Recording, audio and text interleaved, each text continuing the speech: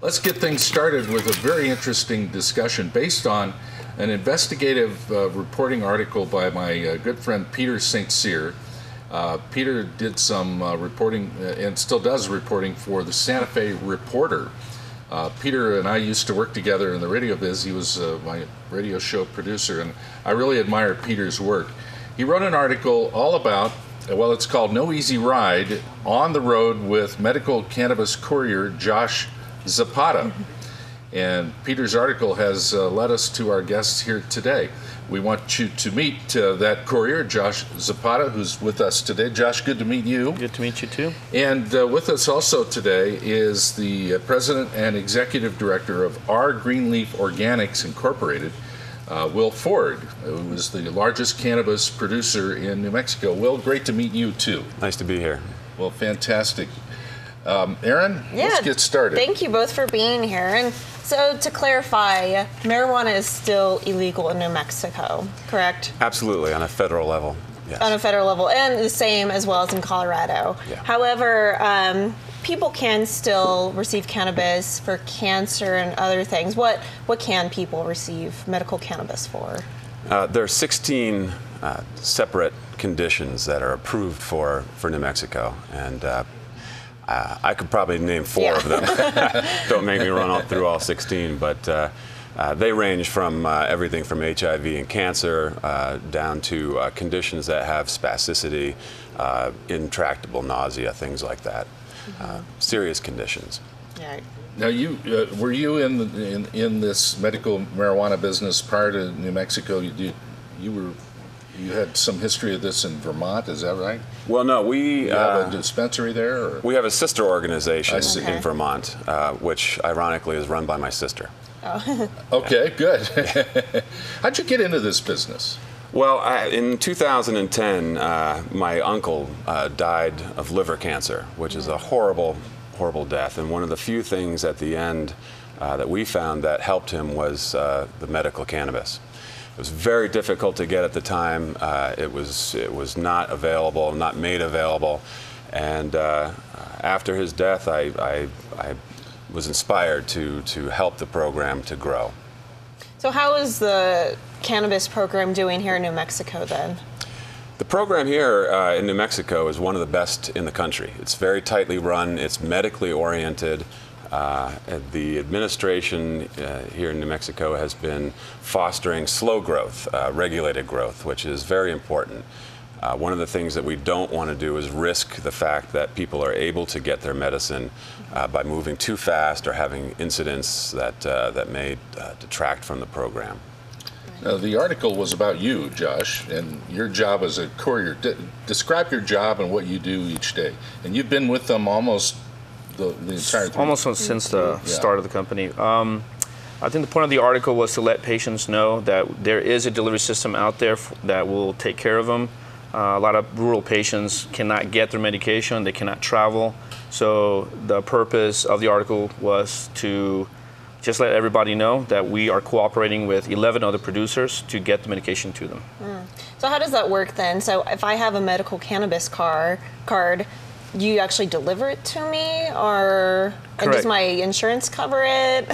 No, unfortunately the insurance companies do not cover the medication cost, but if you have a medical cannabis card, you register with either of the 23 producers, and then they call me, I pick up the package, and I drive it over to your town.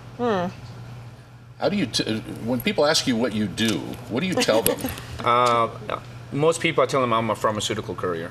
Yeah. Probably makes more sense. Correct. Yeah. I'm sure you get a lot of jokes from like Breaking Bad, and I mean. Now, Will, this is a very large business, and I see in the notes here that, you pay a pretty hefty tax bill to the state every year in sales tax. We do, yes.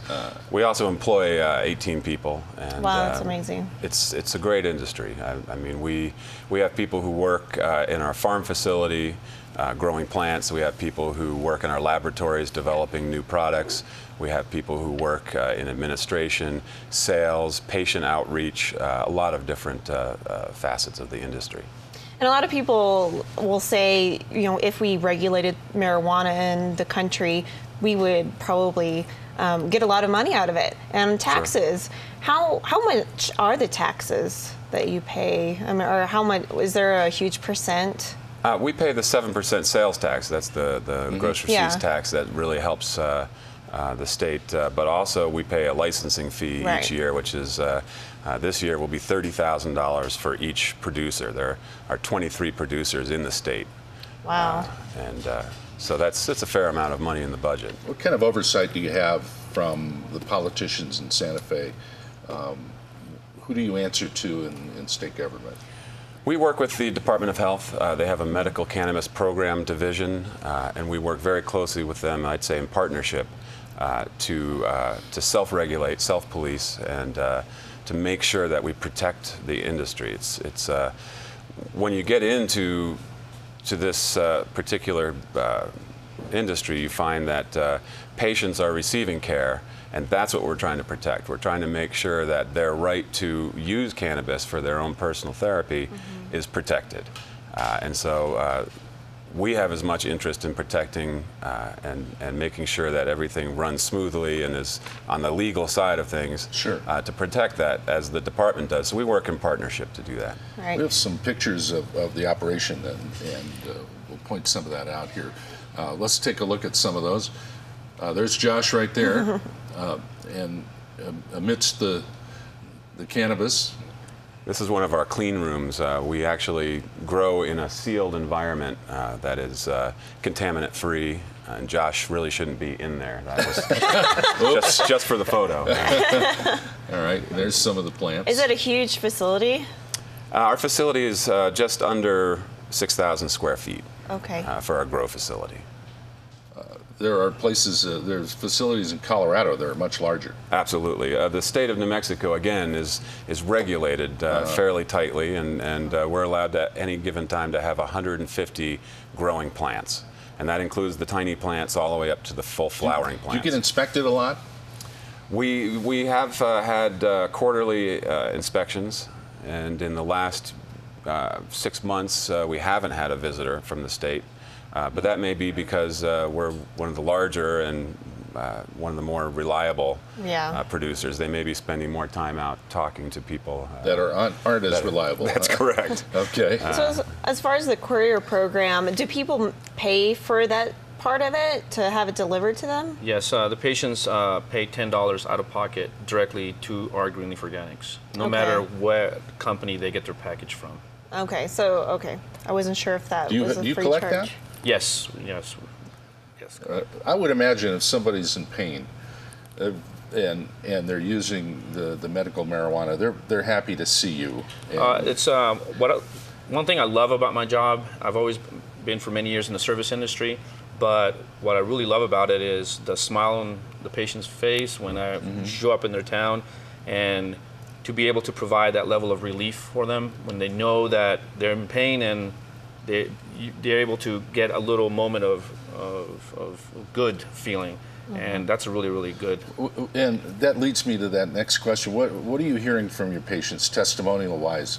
What are they saying to you? Well, many things. They're happy that they're getting the medication, but also that there's not enough medication out there. And so one of the benefits of the program is we can cooperate with 11 other producers, and we can basically get enough medication out to them, because not one producer has enough medication for all the patients. This is interesting. Go ahead, Erin. So I was just curious why you decided to go public with it, because it seems kind of like, I mean, I don't hear a lot about it until I heard about this article, and I was just curious if there's a reason behind just... I think at this time it's important for us to come forward and to put a face to the program, and to stand up and say that this is something that we really believe in, that is very important for patients and for the state of New Mexico to continue. We're very proud of what we do. I'm very proud of what Josh does.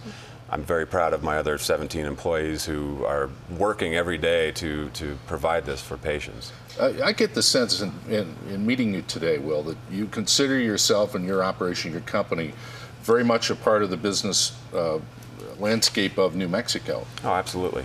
Absolutely. We're a nonprofit organization. There's no doubt about it. You're not an outsider in any way. That you're part of the business fabric here. Absolutely, and we have specifically geared ourselves to use New Mexico contractors. Anytime that we can purchase locally, we do. Anytime we can use folks here in New Mexico, 90% of what we do is right here in town.